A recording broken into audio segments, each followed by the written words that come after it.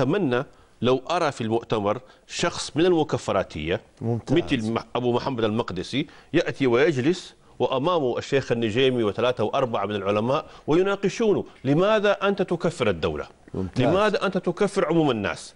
حتى المشكلة أننا لازم نتحدث عن التكفير كما لو أنه نحن في عام 1400 هجرية، لكن اليوم التكفير مرتبط بما تطور خلال العقدين الأخيرين من تراث القاعدة والجماعة الإسلامية وجماعة الجهاد المصرية وجماعة كذا وجماعة كذا. هذا التراث هو الذي يجب أن نركز عليه، أو هذا المجموع من الأفكار اللي مفترض نركز عليها ونحللها ونشوف آثارها وجذورها وتاريخها.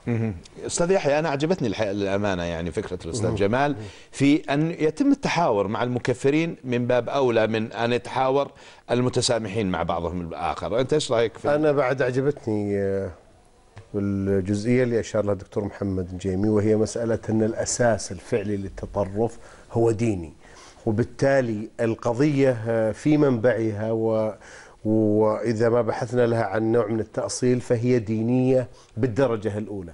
من هنا يعني التجارب اللي شهدناها في الفترة الماضية وضحت لنا أن التكفير هو الذراع النظري للإرهاب، يعني هو مسألة ما قبل المواجهة العسكرية في الميدان، هو يعني دائما ما يكون سابقا للأجساد المفخخة وللبس الأحزمة النازفة وغير ذلك. لكن ما شهدناه في مؤتمر المدينة بالإضافة إلى النقاط اللي ذكرها أستاذ جمال، هو في الواقع المطلوب ليس التنظير حول التكفير، أنه التكفير المعين والتكفير الخاص والتكفير المطلق وغير ذلك. يعني ليس المطلوب فقط تحويله إلى مسألة نظرية، المطلوب هو يعني التعامل النظري للرد على التكفير كفكرة أصلا كممارسة، يعني بناء شخصية المسلم مع سحب هذا العنصر منها وتقديمه على أنه عنصر غير لائق وغير مناسب. الجانب الآخر الذي لا ينتبهون إليه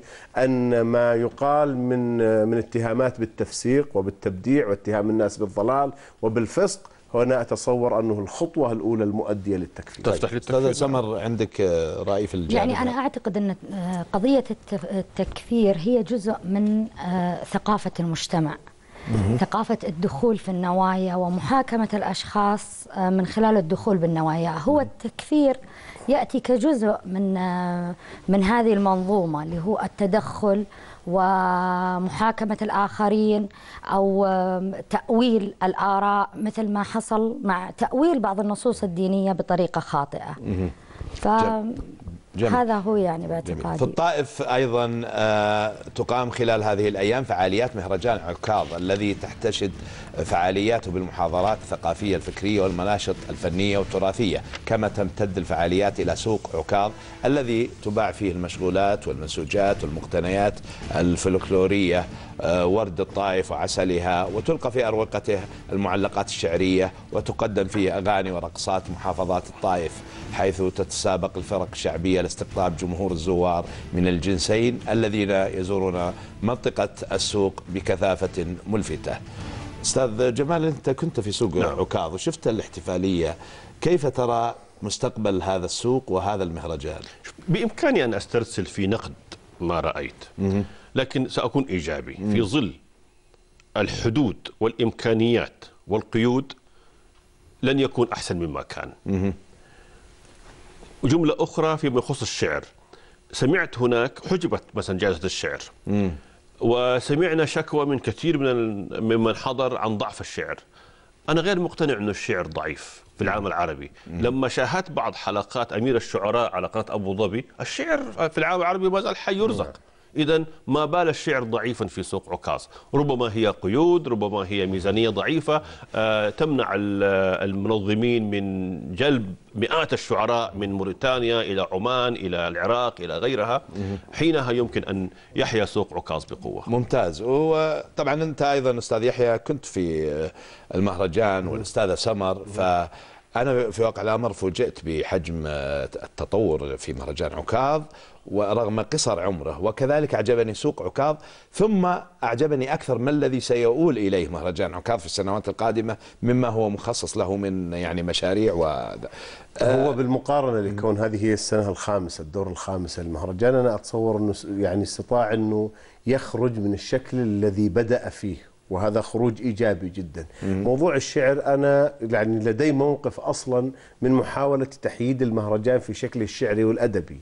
هو يفترض أن يتحول إلى تظاهرة ثقافية تستفيد من المكان ومن قيمته، لأنه الجانب الإيجابي في السوق وفي المهرجان أنه ليس نوع من التذكر على مستوى النوستالجيا، يعني هو نوع من الاستلهام للقيم الموجودة في المكان وفي امتداده وفي قيمته التاريخية. من وجهة نظري أنا أنه كلما اتسع المهرجان وأصبح يشمل، طبعا هو الآن يشمل المسرح، يشمل مختلف الفنون ومختلف الثقافات ومختلف العلوم، ليتحول فعلا إلى مهرجان حقيقي وواسع. أما التركيز على جانب واحد وبعد واحد فسيضعف المهرجان. طيب أستاذ سمر، أنت ألا ترين هل يمكن أن يعني يغطي مهرجان سوق عكاظ على مهرجان الجنادرية، أو أنه يمكن أن يكون إضافة بالتأكيد يعني أنه هذا يعني مختلف عن الجنادرية، هذه لها طبيعة، هذا المهرجان له طبيعة مختلفة عن لا، هي متماثلة طبيعة يعني من حيث أنها تراثية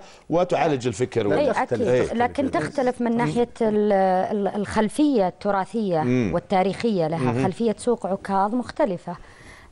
يعني أنا باعتقادي أنه سوق عكاظ أنا حضرتها العام الماضي وحضرته هذا العام، فهناك تطور وسيكون هناك تطور أكثر عندما يكون في انفتاح أكثر في توسع الأنشطة الموجودة فيه. لأنه إذا عدنا للتاريخ فإن سوق عكاظ في السابق كان له أنشطة كثيرة، لكن هو اشتهر بالتقاء الشعراء. صحيح. فسوق عكاظ هو ينمو وهناك يعني فعلا إصرار على أن يكون واجهة ثقافية للمملكة، لكن أنا لدي بعض الملاحظات، هو أننا نحتاج إلى أن يكون هناك تواجد خارجي أكثر، أيضا أن يكون هناك تذكر دائم للشعراء. كنت أتمنى يعني هذا العام أن يكون هناك ذكر لغازي القصيبي رحمه الله ومحمد الثبيتي، وهم من أبرز يعني الشعراء على مستوى العالم العربي. ممتاز. ايش رايك يا دكتور محمد أنت يعني في المهرجانات وانتشارها في المملكة؟ هذه يعني هذا في حد ذاته أمر إيجابي، ولكن المشكلة في هذه المهرجانات أن هناك طيفا واحدا، وهذا حصل في معرض الكتاب وهذا موجود أيضا في عكاظ. الاقتصار على طيف واحد أو توجه ثقافي واحد هذا يجعل هذه المهرجانات ضعيفة وستبقى ضعيفة. لماذا؟ لأن الآن الأستاذ جمال يقول هناك شعراء كبار في خارج المملكة وداخل المملكة، ولكن الدعوات يعني نحن لم ندعى إلى عكاظ أبدا. لا، هذا عكاظ. مين اللي لم يدعى؟ أنت شخصيا؟ أنا وغيري كثر. لا بس دعي مشايخ كثر. لا لا لا لا, لا, لا حضروا في الأطياف الأخرى موجودة. قليل. والسنة الجاية دعوتك عندك. إدريس هذا قليل. حتى محمد آل زلفة، وأنا أختلف معه أحيانا أخي الدكتور محمد، هو في معرض الكتاب انتقدهم، قال يا أخوان أنتم تدعون طيفا واحدا، أين الطيف الآخر حتى نتحاور معه؟ هذه مشكلة كبيرة موجودة عندنا في المهرجانات في المملكة. يا أخي انفتح الآخرين، العالم الآن تغير، العالم من حولك يتغير. ممتاز. فخلوا الجميع في بوتقة واحدة. ممتاز. على حال أنا أشوف أنه مهرجان مثلا الجنادرية كمثال أصلا بدأت دائما حواراته الفكرية في وجود القطبين، يعني الإسلامويين والحداثيين مثلا، وأنا متأكد أنه أيضا مهرجان عكاظ يمضي إلى هذا بعد الفاصل.